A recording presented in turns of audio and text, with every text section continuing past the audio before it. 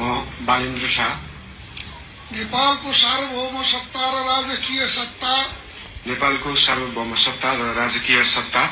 नेपाली जनतामा निहित रहेको नेपाली जनतामा निहित रहेको नेपालको संविधान प्रति पूर्ण वफादार रही सत्यनिष्ठापूर्वक प्रतिज्ञा गर्दै ईश्वर देश र जनताको नाममा शपथ लिन्छु कि प्रधानमन्त्री पदको जिम्मेवारी प्रचलित कानूनको पालना गरी मुलुक र जनताको भलो चिताई कसैको डर नमानी पक्षपात नगरी पूर्वाग्रह वा खराब भावना नलिई ईमानदारीका साथ गर्नेछु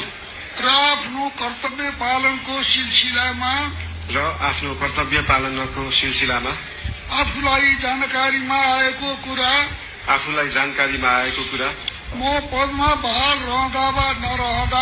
म पदमा बहाल रहँदा वा नरहँदा जुनसुकै अवस्थामा पनि प्रचलित कानूनको पालना गर्दा बाहेक अरू अवस्थामा कुनै किसिमबाट पनि